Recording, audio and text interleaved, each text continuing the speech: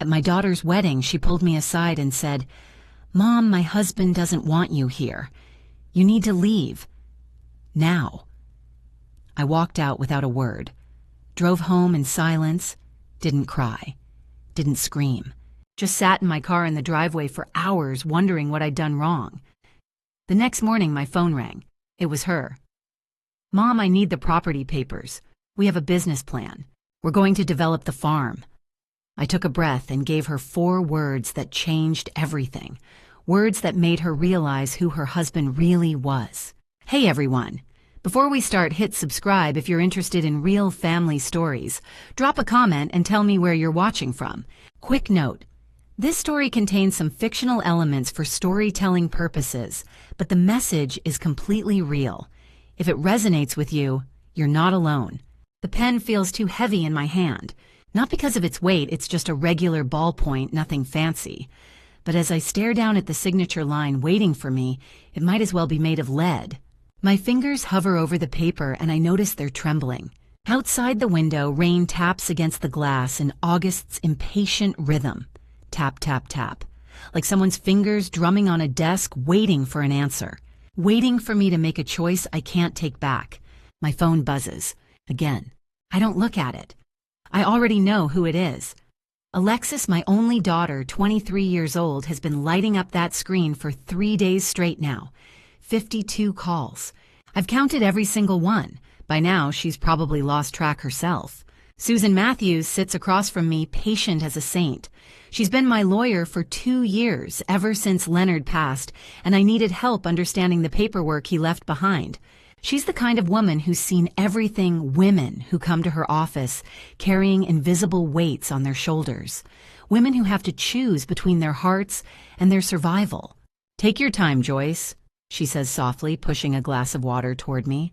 There's no rush, but there is. There always is. I look back at the papers spread across her mahogany desk. I've read every page, twice, maybe 3 times. The words irrevocable and permanent are printed in bold, as if the lawyers knew that women like me need the reminder. Once I sign, there's no going back. Not for anything. Not for anyone. The smell of her perfume, something floral expensive, fills the small office. It's different from my world of antiseptic halls and hospital linens. Different from the Georgia clay that never quite washes out from under my fingernails, no matter how hard I scrub. I lift the pen again. 4 words. That's all it took to destroy everything I thought I understood about my daughter. 4 words spoken by Alexis's own mouth 1 year into her marriage to a man I barely knew. 4 simple words that made me realize I didn't know her at all anymore. But that's not where this story starts. Not really. The real story began 3 weeks ago on a sweltering August morning when I drove 90 minutes to a wedding venue outside Atlanta. The story began with a champagne glass trembling in my hands and my daughter asking me to leave. Leonard, my late husband, gone now 14 years, he used to say that sometimes the most important moments in life don't announce themselves. They arrive quietly, disguised as ordinary days. He said you never know which decision will be the one that matters, which choice will echo across the rest of your life. Leonard understood legacy. He understood what it meant to hold something precious and fragile in your hands. Standing in this office now, pen suspended above paper, I finally understand what he meant. "I'm ready," I tell Susan. She nods, reaching for her own pen to witness whatever I'm about to do. Before you hear what happens next, before you know what those 4 words are, you need to understand how I got here. You need to feel what I felt standing in that wedding venue holding a champagne glass that wasn't mine to break, watching my only child turn away from me like I was a stranger. You need to know about the sacrifice. You need to know about the land that doesn't belong to me anymore. 3 weeks earlier, my alarm went off at 4:47 a.m. I didn't need it. I'd been awake since 4, staring at the ceiling of my bedroom, watching the darkness soften into gray. My heart had been pounding for hours, the kind of nervous energy that comes before something important, before your child's wedding day. I slipped out of bed quietly, though there was no one there to wake. Just the sound of the Georgia morning settling around the farmhouse crickets, still singing the heat, already building even in August's pre-dawn darkness. In the kitchen, I spread the dress across the back of the chair, navy blue knee-length, the kind of formal thing I never wore. $200. I'd counted out the cash at the store, and the cashier's eyes had flickered with something pity maybe as she rang it up. I didn't let it bother me then. Alexis had specifically asked for formal attire for the family, and I wasn't going to show up to my only child's wedding looking anything less than put together. My hands shook a little as I buttoned it up. Not from cold, from something else, something I couldn't quite name. In my purse, tucked carefully into an envelope, was the wedding gift. $12,000. Every overtime shift I'd picked up at the hospital over the past year. Every weekend I'd skipped my own rest. Every time I'd stood on my feet until they swelled, helping families who needed in-home care so I could save this money for my daughter's special day. $12,000 meant to represent all the years of love, sacrifice, and belief in her future. I'd planned to hand it to her quietly during the reception, during one of those rare moments when we might be alone together. I imagined the conversation, how I'd tell her how proud I was, how much her father would have loved to see this, how beautiful she looked as a bride. Leonard. The thought of him always came at moments like this. He'd been gone 14 years now, but sometimes I could still hear his voice. "She's going to be such a beautiful woman, Joyce," he'd said when Alexis was born. "You're going to be so proud." I grabbed my purse and keys. The drive to Atlanta took an hour and a half from Bibb County. I left at 5:15 before the sun had finished rising and pointed my old sedan toward the city. The road was mostly empty, just me and a few truckers headed the same direction. My hands gripped the steering wheel as I drove, and I tried to settle the flutter in my chest. Why was I so nervous? My father used to say that a mother knows things. That instinct runs deeper than logic. "Trust your gut, Joyce," he'd told me years ago when I was young and scared of making the wrong choices. Your body knows what your mind hasn't figured out yet. But my gut was telling me that everything would change, that today would matter in ways I couldn't predict. I pushed the thought away and focused on the road. The wedding venue was a beautiful place, a converted barn with ivy crawling up the stone walls and massive windows that let in the August light. Alexis had found it online months ago and immediately called to tell me about it. She'd sounded so happy then, so full of dreams.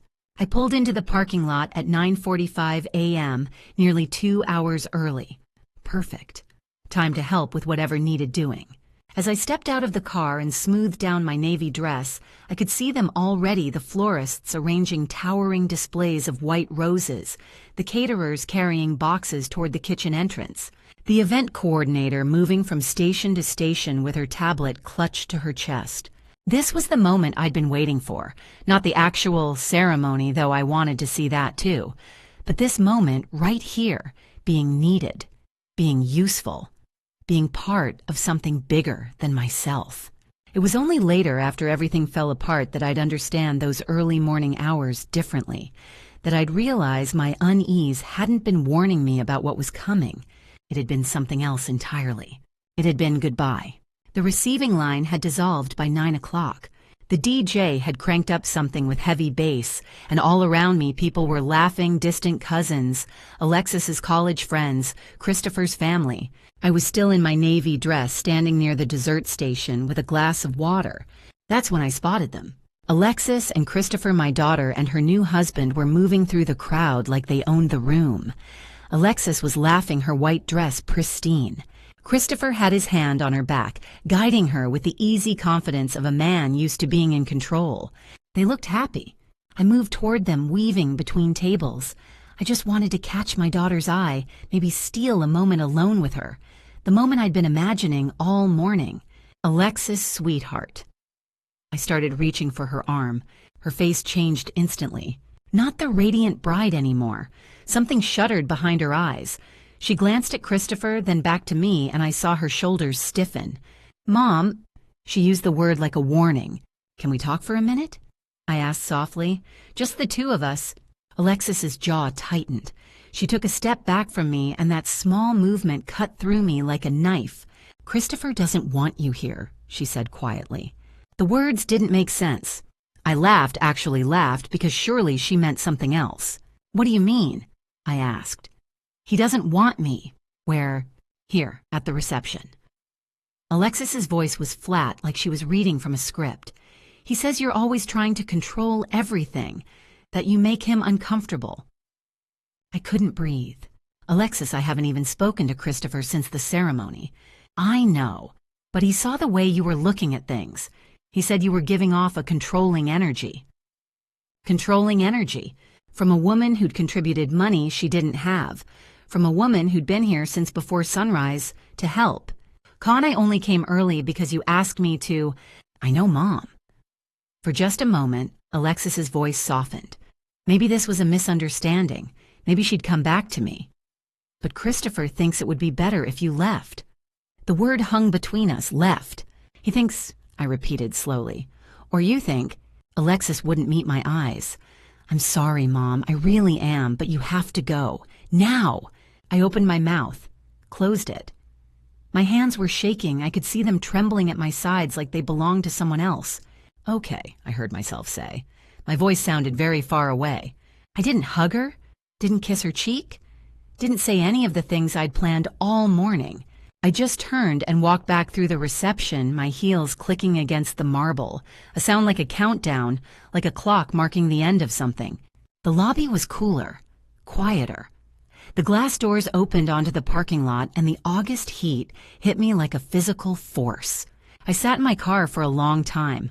I didn't turn on the engine. I didn't cry. I just sat there, my hands gripping the wheel, my navy dress suddenly feeling like armor that hadn't protected me at all. Outside, the Georgia sun beat down on the windshield. Inside, everything had gone very, very cold. Finally, I turned the key in the ignition. The engine rumbled to life beneath the hood of my sedan, 14 years old, now reliable as Leonard had always been.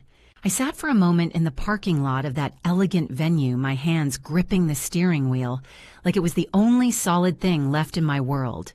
Around me, the late August evening pressed down with humid weight. The sky had turned that particular shade of purple-gray that comes just before real darkness settles in. No radio, no podcasts, no music playing softly to fill the silence. Just me, the road, and the questions that wouldn't stop circling. The tires hummed against the asphalt as I merged onto the highway heading south toward Bibb County. The sound of the engine, steady and mechanical, became the only voice I wanted to hear. The wind whispered through the cracked window. I'd never gotten around to fixing that, and somewhere in that familiar landscape of rural Georgia, I was supposed to find my way back home. What did I do wrong? The question arrived without warning, uninvited and sharp. It lodged itself in my chest like something that had been thrown there with force. For 30 years, I'd worked the night shifts at the hospital. 12-hour stretches on my feet, my compression socks digging into my calves, my back screaming by hour 9. I'd come home at dawn to a quiet house and Alexis, my baby girl, already up for school, her backpack waiting by the door. How much did I sacrifice for her? Every dollar had mattered. I'd saved those $12,000 in that white envelope, one shift at a time. Summer camps, new clothes when hers wore thin, ballet lessons she'd asked for in middle school even though we couldn't quite afford them. When Leonard died 14 years ago, when she was only 9 years old, I'd never once let her feel the weight of grief without someone holding her through it. That someone was always me. Why did she treat me like that? My hands trembled slightly on the wheel. I noticed it with a strange detachment, as if I was observing someone else's hands. My jaw had clenched so tightly I could feel the muscle working beneath my skin. But I wasn't crying. Crying would have been easier somehow. Crying would have been a release. Instead, I sat with this cold, hollow feeling, the kind of silence that echoes louder than any scream. The highway stretched ahead of me, mile after mile of darkness, broken only by the occasional set of headlights passing in the opposite direction. I thought about the nights Leonard and I had made this drive together, how he'd always insisted on driving so I could rest. He'd play classical music softly on the radio and reach over to squeeze my hand. "You're a good mother," he'd told me once. "Alexis is lucky to have you." But Alexis didn't feel lucky today, and I wasn't feeling like a good mother.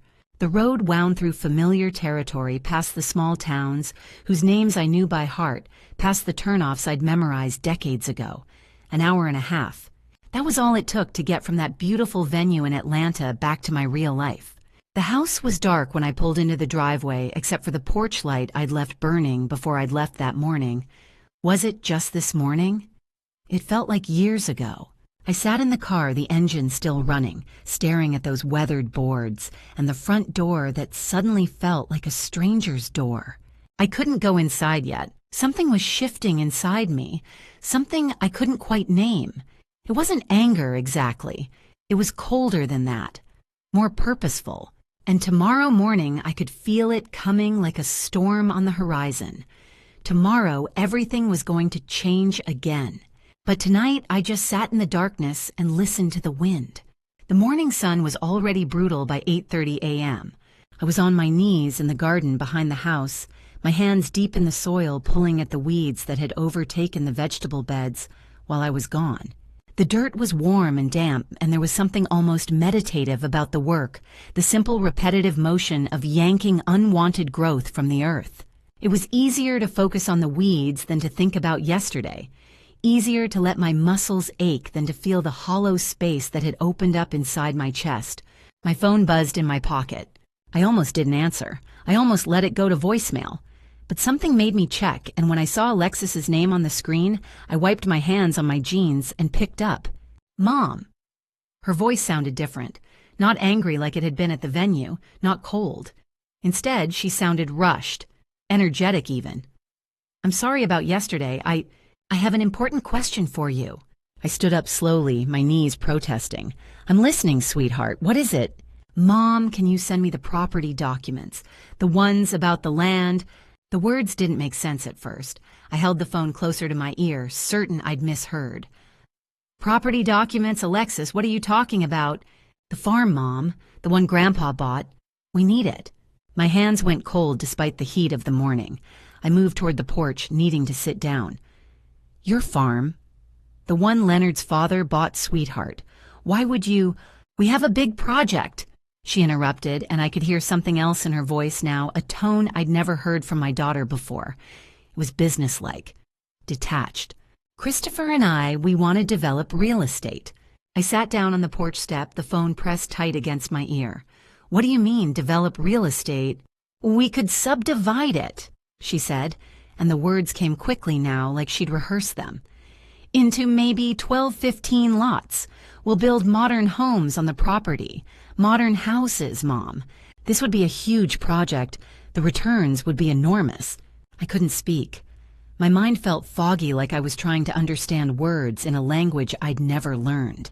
This was Alexis, my Alexis, who'd spent her childhood riding her bicycle around that farm, who'd helped me plant tomatoes in the summer, who understood what that land meant to our family. Alexis, I finally managed. Can you explain this more? Yesterday, you didn't say anything about... Mom, we need an answer soon. There was an edge to her voice now, impatient. There's an investor interested. This is time-sensitive. The words landed like stones in still water, each one creating ripples that disturbed everything around it. I'd been thrown out of my daughter's wedding just 16 hours ago, and now she wanted the one piece of my family's history I had left. The land that Leonard had entrusted to me. The legacy that stretched back 70 years. Alexis, I need time to... Mom, she said, and her voice suddenly softened, became almost sweet. But that's not even the biggest part. My stomach tightened. What do you mean? Christopher wants to tell you something himself, and Mom, I think you need to know what he's really offering. The line crackled with static, or maybe that was just the rushing sound of everything I thought I knew, crumbling. Mom, we will take care of you, Alexis said, and I could hear something shifting in her tone, something harder. We're going to split the money with you, 40%. You'll make at least $200,000, maybe more. $200,000. The number hung in the air between us, and for a moment I couldn't speak. Not because I was tempted, but because I was confused. My daughter, the girl I'd raised, the one who'd cried in my arms when her father died, was talking about our family land like it was a commodity, like it was something to be sliced up and sold to the highest bidder. Alexis, I said quietly, that's not just property, that's our legacy. Your great-grandfather bought that land in 1954. It's been in our family for 70 years. It's... Mom, if you don't cooperate... She paused and I heard her take a breath. When she spoke again, her voice had gone completely flat. Christopher said, I need to be honest with you. My chest tightened. Honest about what? If you don't help us, he's going to have to tell people that you're controlling, that you have an unhealthy need to keep me under your thumb. He's going to say that you won't let us live our own lives, that you're manipulative. I stood up from the porch step, my legs suddenly unsteady. Alexis, that's a direct threat. It's not a threat, Mom. It's reality. That's what he'll have to do. The words have to landed like a slap, as if Christopher Sterling was some passive observer forced into this position, as if my daughter's husband, a man I'd only just met, was being compelled by circumstances beyond his control to destroy my reputation. Listen to me, I said, and my voice sounded strange even to my own ears, thin, old. Your husband is a stranger to me. I don't know him. I don't know what he wants from... Christopher is a successful businessman, Mom, she interrupted. He knows real estate development. He's managed projects before. He understands how to maximize returns. But I wasn't hearing Alexis anymore. Not really. The words coming through the phone, they were too polished, too rehearsed, too much like a script someone had written for her to recite. I realized with a sick, sinking feeling that every word my daughter was speaking, Christopher had put in her mouth first. How long has he been planning this? I asked. There was a pause, a hesitation that told me everything. Mom, he's just trying to help us build a future. That's not what this is, I said quietly. This isn't about building anything. This is about taking what isn't yours to take. Mom, we need an answer fast. Alexis said, her voice becoming clipped again. Christopher's uncle has a meeting with investors on Thursday. We need to show them that we have control of the property. Thursday. I looked at the calendar hanging on the kitchen wall. Today was Monday. 4 days. 4 days to watch my daughter be used as a weapon against me. 4 days to understand that everything at that wedding, the dismissal, the coldness, had been leading to this moment. That's not enough time, Alexis. It has to be, Mom. Call me back soon, okay? The line went dead. For exactly 47 seconds, there was silence. I stood in my kitchen, the phone still pressed against my ear, listening to nothing. And then the buzzing started. 1 call. 2 calls. 3. My phone began to vibrate in my hand like it was alive, like it was trying to escape. Alexis, again and again. 10 times in the next hour. 11 times. 12. The notifications kept piling up on my screen like accusation. I didn't answer. I couldn't. Because I was beginning to understand something that made my blood run cold. This wasn't my daughter calling anymore. This was desperation. This was hunger. This was a man who saw an elderly woman and her farm as the quickest route to wealth, and he was using the only leverage he had, the person I loved most, to get it. And she didn't even seem to realize what was happening to her. 2 days after that call, I made a decision. I couldn't sit in my house anymore, paralyzed by indecision.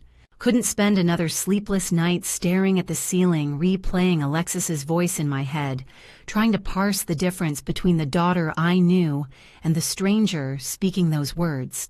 The calls had continued 47 times in that first day, then 32 times the next. I'd stopped counting after that. The weight of each notification felt like a small stone being added to my chest. I needed help, real help, the kind only a lawyer could provide. The drive to Macon took 40 minutes. Susan Matthews's office was in a modest brick building downtown, the kind of place that had probably been there for decades. I sat in the waiting room for exactly 5 minutes before she came out to greet me. Susan was in her early 60s with gray-streaked hair pulled back in a practical bun and the kind of eyes that had seen too much human pain to be easily shocked by anything. "Joyce," she said, extending her hand, "come in." Her office was small, but orderly books on family law stacked along the shelves, diplomas from universities I'd never heard of, photographs of what I assumed were her own children. She gestured for me to sit in the leather chair across from her desk, and I did, my purse clutched tightly in my lap like it contained everything I had left to lose. "Tell me what's happened," Susan said simply. So I did. I told her about the wedding, about being asked to leave. I told her about the calls, about Christopher's offer, about the threats, about the way my daughter's voice had changed when she repeated someone else's words. I told her about 70 years of family history, about Leonard, about working night shifts to keep that land safe for the next generation. My voice didn't shake. I didn't cry. But when I finished, I felt completely hollowed out, like I'd poured everything that mattered into her small, quiet office. Susan didn't interrupt once.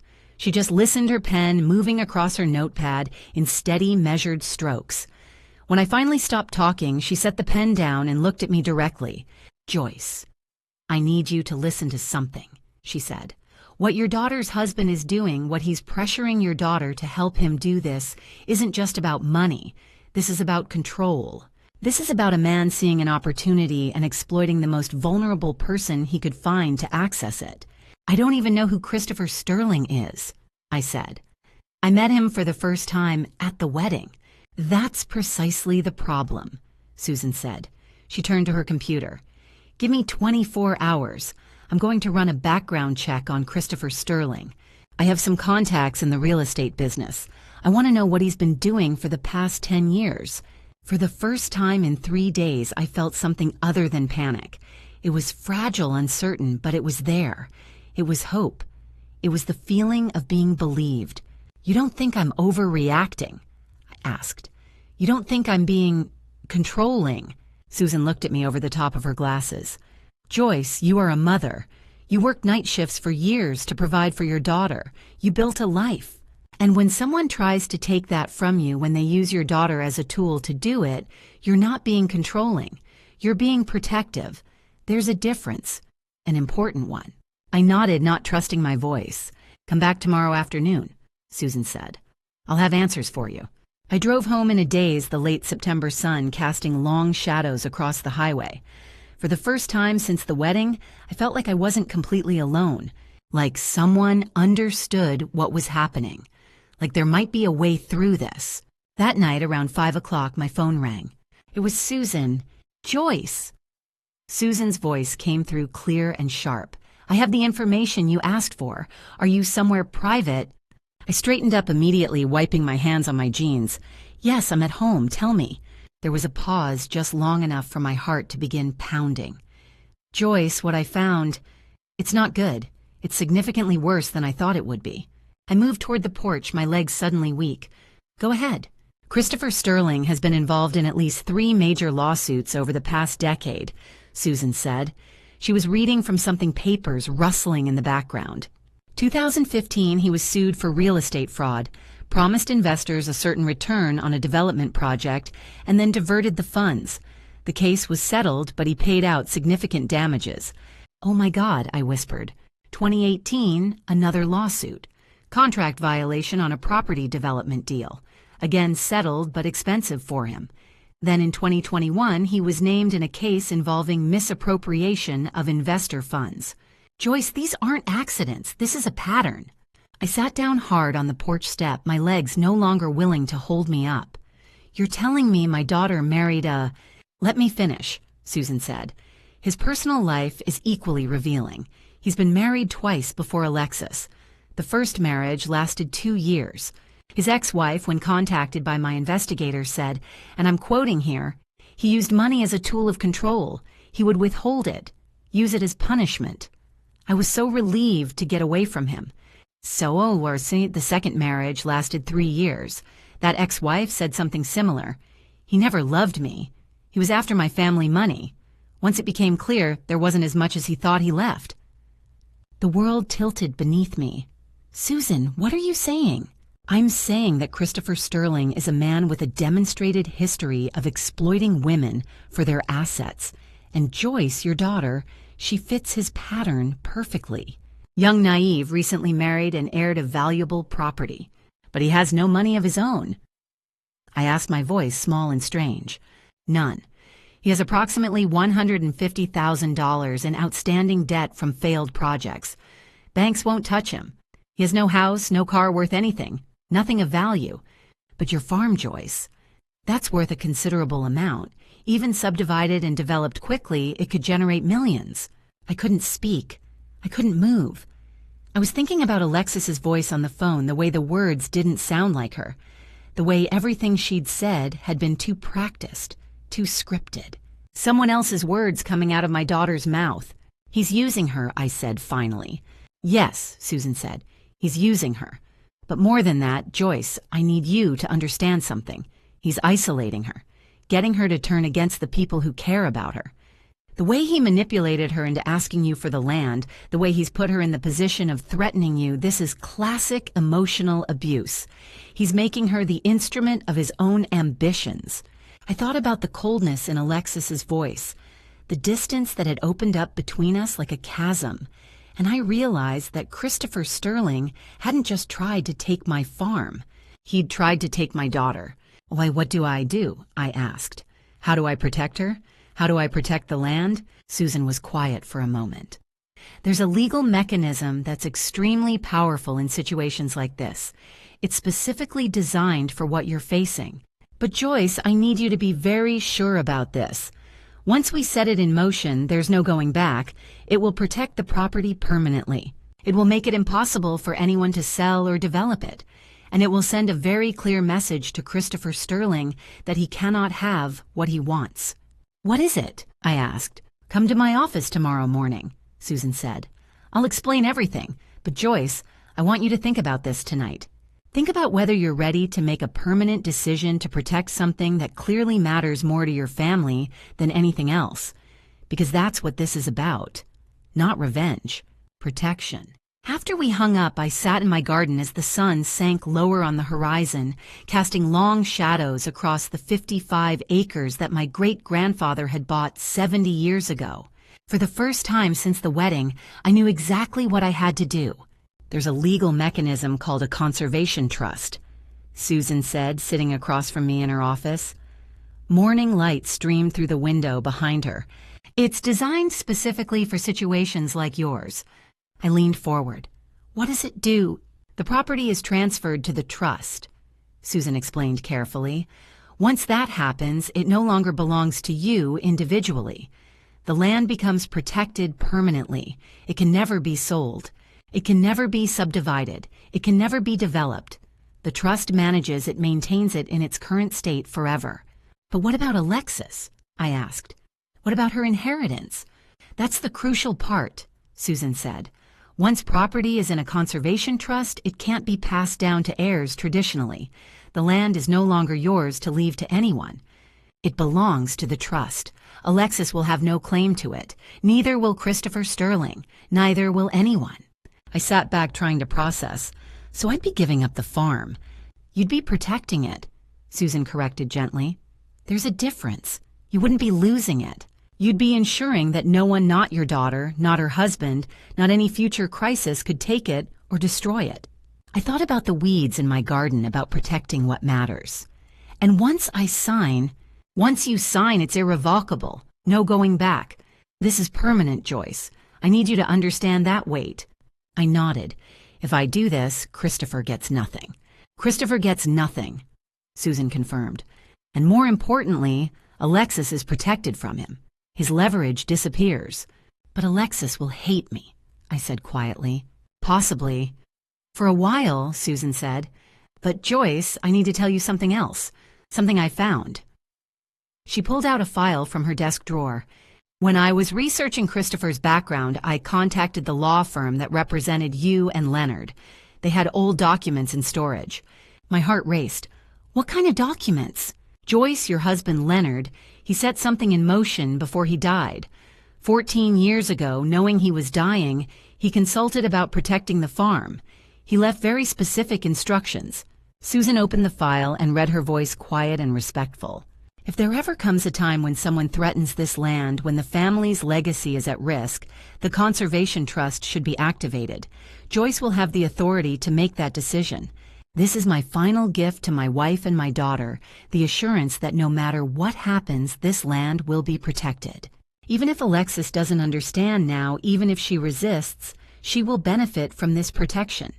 Some inheritances aren't about money or property. Some are about preservation. Some are about love expressed through permanence. I couldn't speak. I couldn't breathe. Leonard had thought of this. 14 years ago, knowing he was leaving us, he had made a plan for this exact moment. He knew, I whispered. Leonard knew something like this might happen. He didn't know the specifics, Susan said gently, but he understood human nature. He understood that greed could creep in, that his daughter might one day face a choice between her own ambitions and her family's legacy. So he gave you this tool, this protection. I stood and walked to the window. Below the city moved forward people going about their days, unaware of the battles being fought in quiet rooms like this. I'm going to sign, I said. Joyce, I need you to be absolutely certain. I'm certain, I said, turning back. Leonard was certain. And if he believed I would need this, then I trust that belief. I trust him, even now, even from wherever he is. Susan nodded slowly. We'll prepare the documents. We can execute this in approximately 1 month. That gives you time to be absolutely sure. 1 month later, I walked back into Susan's office. The late October afternoon was cool, the kind of autumn day that made you remember why you loved Georgia in the first place. The leaves were turning gold and crimson, and there was a crispness in the air that felt like clarity. Susan had called that morning to tell me the documents were ready. The time had come. She was waiting for me at her desk, and the stack of papers was impossible to miss. There had to be at least 40 pages, all neatly bound and organized with colored tabs marking important sections. Joyce, Susan said, standing to greet me, "Are you ready for this?" I sat down without answering. My eyes went directly to the title page where the words Conservation Trust Agreement were printed in bold black letters. Below that, my name, Joyce Bennett. This was it. I'm going to read through this with you, Susan said, settling back into her chair.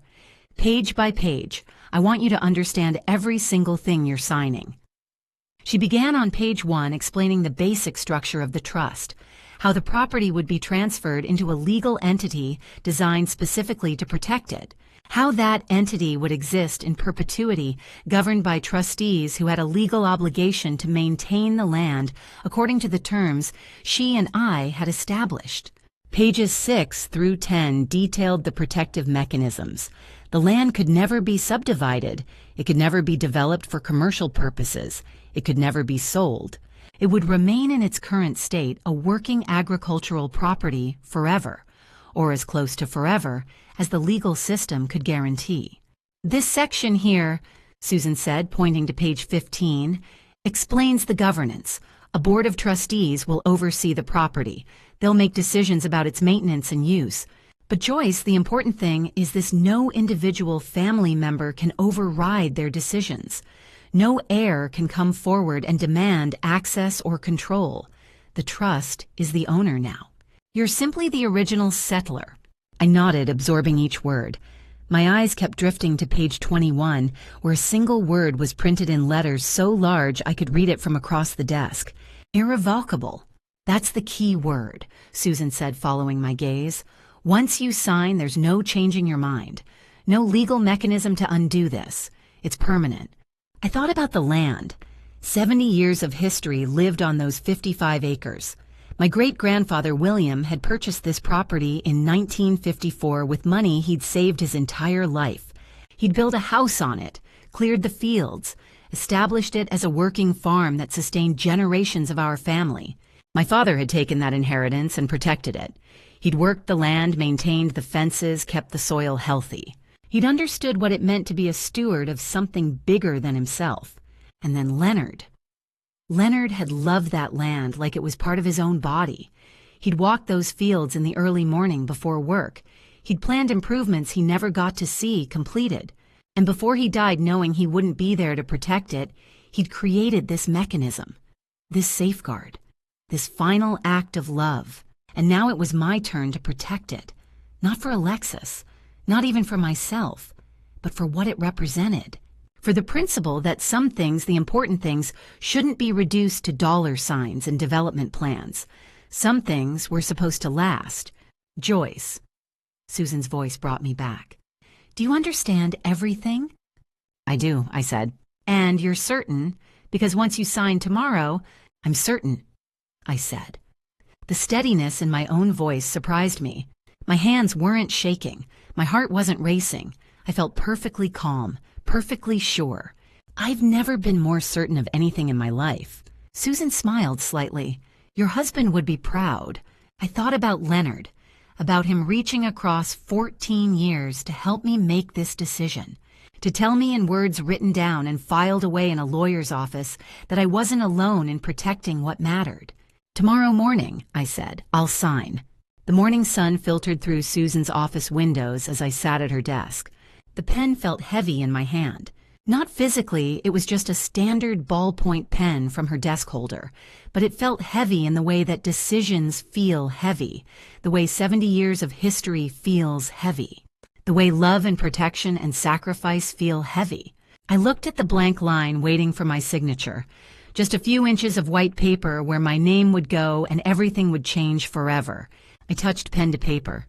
The first letter, J. Leonard on his deathbed, his hand cold in mine, his voice barely a whisper. Protect the farm, Joyce. Promise me. I was so young then, and I didn't know yet how desperately I would need to keep that promise. The second letter, O. My father in his work boots pulling weeds from the garden at dawn. Every morning of my childhood he was there. 40 years of stewardship. 40 years of understanding that land wasn't just property, it was responsibility. This is ours, he'd tell me, and we take care of what's ours. The third letter, Y. My great-grandfather William, a man I'd never met except through stories. He'd lost 3 fingers in an accident at the factory. He'd saved every penny for 30 years to buy this land. This is the future, he'd told my father. This is security. This is legacy. The fourth letter, C. Alexis as a newborn so small she fit in the crook of my arm. I'd brought her to the farm when she was 3 days old, walking her through the fields in the early morning. I'd made her a promise, this will be yours, always.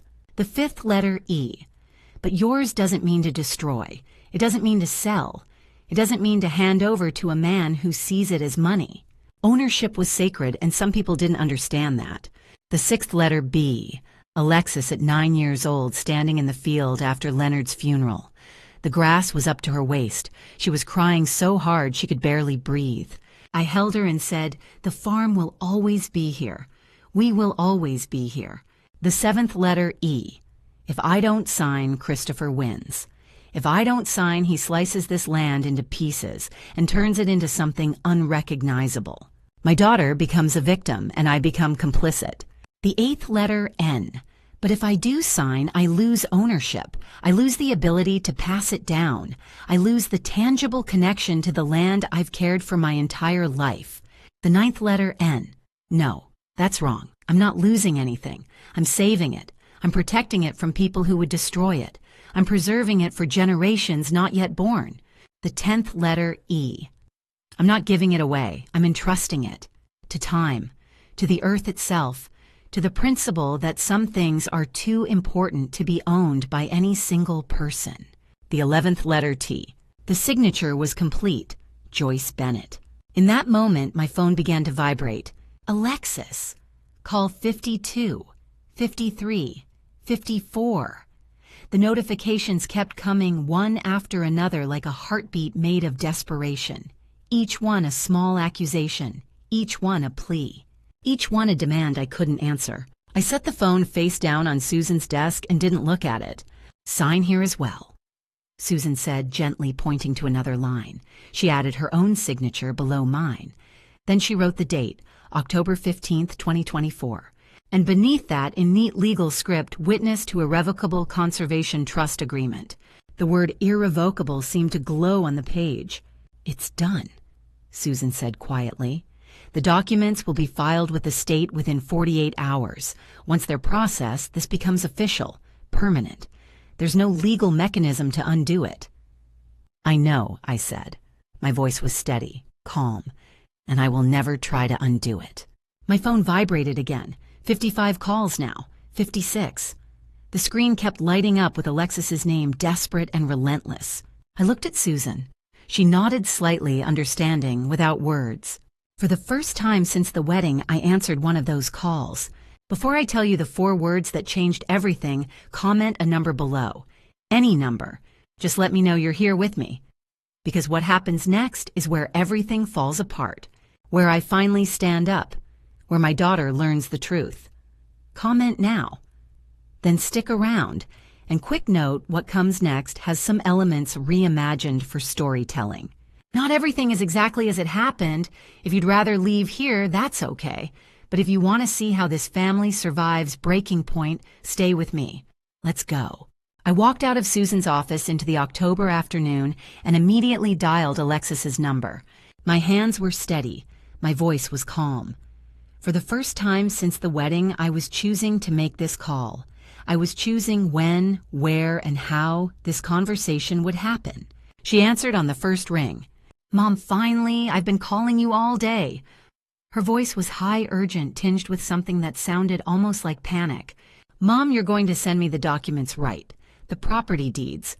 "Alexis," I said quietly, "I need to tell you some very important things." "Yes, Mom, okay, but first, I know about Christopher Sterling," I interrupted. My voice was gentle but firm. "I know everything." There was a pause, a hesitation that told me she understood something had shifted. "What do you mean, Mom? I know he's been married twice before you. I know both of his ex-wives said the same thing, that he only wanted their money, that he used money as a tool of control, that when he realized they didn't have as much as he thought, he left them." "Mom, you're wrong. I know he has $150,000 in debt from failed projects. I know banks won't lend to him. I know he owns nothing of value. No house, no car, nothing." "Mom," her voice cracked, "you don't understand him. Alexis Christopher doesn't love you," I said, and I could hear the pain in my own voice.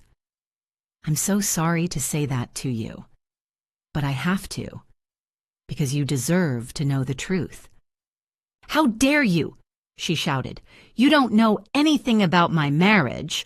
"Today I transferred the farm to a conservation trust," I said. The words came out steady and clear.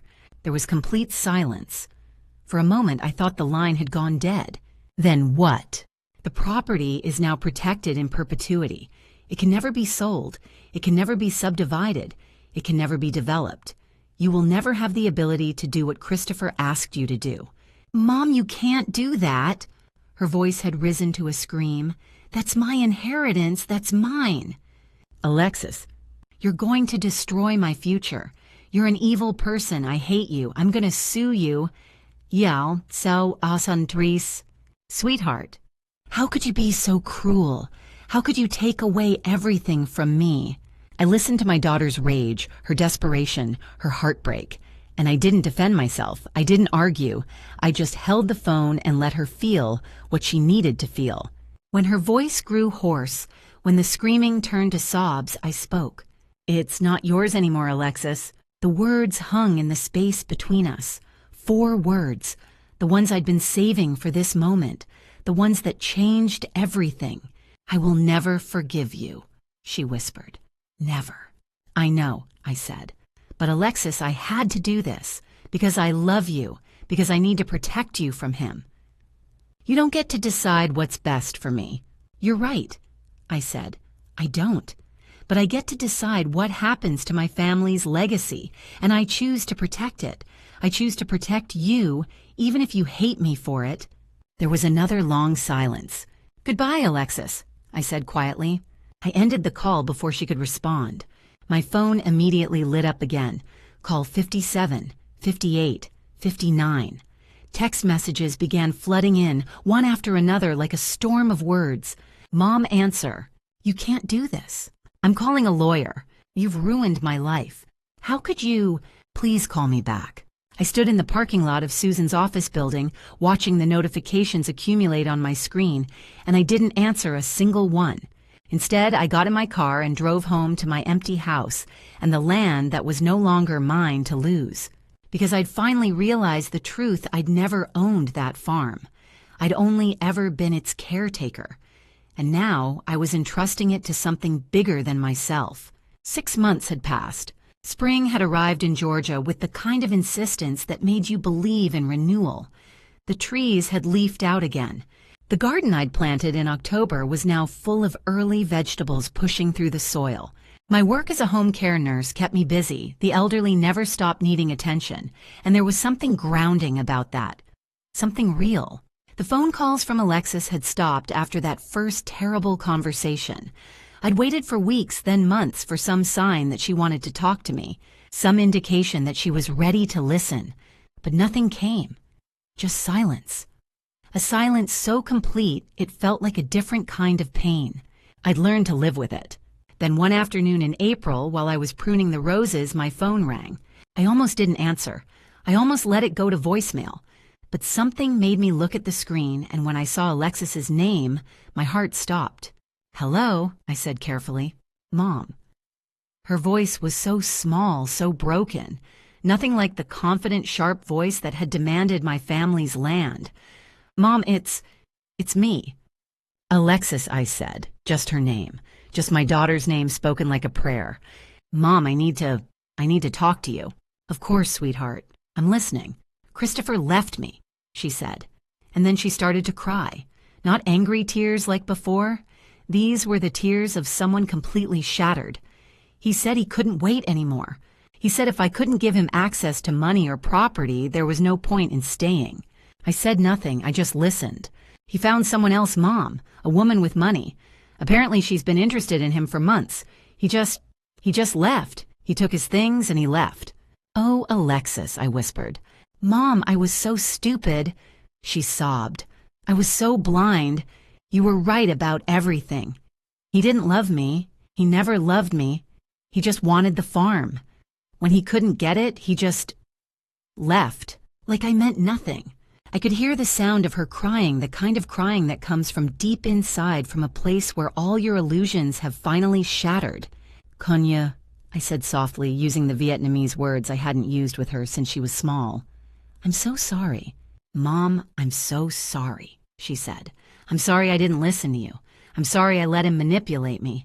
I'm sorry I said all those terrible things to you." "Alexis." "Mom, I don't have anywhere to go. I'm at a friend's house, but I can't stay here much longer. I don't have money for a deposit on an apartment. I spent everything trying to make the wedding perfect, trying to make him happy. And now, I have nothing." I stood in my garden surrounded by the evidence of 6 months of quiet living. The roses I'd pruned back were blooming again. The vegetables were growing. The land was still here, still protected, still exactly what it had always been meant to be. "Alexis, do you want me to come get you?" There was a long pause, and then she started crying so hard she could barely breathe. "Yes," she whispered. "Yes, Mom, please come get me. Please bring me home." I set down my pruning shears and walked inside to get my keys. As I moved through my house toward the door, I thought about Leonard, about my father, about my great-grandfather, William, about all the people who had fought to protect this land, and about how protecting it had ultimately meant protecting my daughter from a man who would have used her and destroyed her. I had made the right choice, and now finally I was going to bring my daughter home. 3 months after Alexis came home, a letter arrived. It was delivered on a July afternoon when the heat had settled over the farm like a living thing. I was in the garden pulling weeds when I heard the mailbox close. The carrier waved. I waved back and walked to collect the mail. Most of it was ordinary bills, advertisements, a magazine subscription, but there was one envelope that stopped me. White, plain. My name written on the front in handwriting I recognized immediately. For Mom. I stood in the driveway holding that envelope for a long moment before opening it. The letter inside was written on plain paper, several pages filled with Alexis's handwriting from top to bottom. Her letters were slightly crooked the way they always were when she was emotional, but the words were careful, deliberate. I read it once standing right there in the driveway. Then I read it again moving to the porch. By the 3rd time I was sitting in the rocking chair Leonard and I had bought 30 years ago, and I couldn't see the words because my vision had blurred. Dear Mom. I'm writing this because I don't know how to say these things out loud. I'm sorry. I know 2 words aren't enough, but I'm saying it anyway. I'm sorry for the wedding. I'm sorry for what I said. I'm sorry for how I treated you like you were the enemy when you were only trying to protect me. I'm sorry because I wanted to sell the farm. I wanted to take something in our family for 70 years and hand it to a man I'd known less than 2 years. I wanted to destroy something beautiful because I was greedy and naive. Now I understand what Christopher was doing. He was using me, manipulating me, turning me into a weapon against you, and you saw it immediately. You saw it and protected me. You protected the land. You protected our family's legacy. You did the thing I couldn't do for myself. Dad left me a letter before he died. You gave it to me last week. He wrote, "Alexis, one day you'll choose between money and the people who truly love you. Choose right." I didn't choose right, Mom. I chose so wrong, but you chose right for me, even though it meant I would hate you, even though it meant losing me for a while. I can't undo what I said. I can't take back the threats or the coldness or the way I let Christopher poison my mind against you, but I can try to be better. I can try to deserve a mother who would sacrifice her own relationship with her daughter to protect what matters. I don't know if you can forgive me, but I'm asking anyway because I'm tired of this weight. I'm tired of knowing I hurt the one person who never stopped loving me. I love you, Mom. I'm sorry. Alexis. I held the letter in my hands for a long time after finishing. The afternoon light was changing, turning golden. Shadows of the garden lengthened across the lawn. Somewhere in the distance, a mockingbird was singing at dusk. I didn't rush to write a response. I didn't call her immediately. I just sat there with the letter, reading it over and over, letting each word sink deeper. This wasn't full reconciliation. Not yet. But it was the beginning of something. It was my daughter finally seeing clearly, finally understanding that love and protection sometimes look the same. I folded the letter carefully and placed it in a small wooden box on my desk. Not hidden, not discarded, just kept, just preserved, just held gently in my hands the way I was learning to hold so many broken things and let them begin to heal. 3 months after receiving Alexis's letter, I started something new. It was October again, full circle, exactly 1 year since I'd signed the Conservation Trust documents. The autumn air was crisp and the farm looked different to me now. Not because it had changed physically, but because I had changed. Because I finally understood what it was meant to be. I'd contacted an organization in Macon that worked with underserved children. Kids from families struggling with poverty. Kids who rarely got to leave the city. Kids who didn't know what open sky felt like. I'd offered my farm. Every Saturday morning, 15 to 20 children arrived on an old yellow bus. They poured out onto the property like water released from a dam running, laughing, their voices filling the spaces that had been so quiet for so long. I watched them discover things I'd taken for granted my entire life. The way grass felt under bare feet, the way dirt smelled after rain, the way stars looked when you lay on your back and just looked up. "Miss Joyce," one small girl asked, tugging on my sleeve, "why do we have to take care of this land?" I knelt down to her level. "Because a long time ago, my great-grandfather bought this farm. He worked very hard to do it. He even lost 3 fingers at his job to save enough money. Then my father took care of it for 40 years. Then my husband loved it with all his heart. And now we all protect it together." "But why?" she pressed. "It's just dirt." "It's not just dirt," I said gently. "Legacy isn't about money. It's about love. It's about the people we care about and the values we want to pass down. It's about saying this matters. This will always matter. This belongs to all of us." The children planted seeds that had come from trees my great-grandfather had planted 70 years ago. They ran through fields my father had maintained. They slept under stars that Leonard had loved. And slowly the farm became something more than just land. It became a story.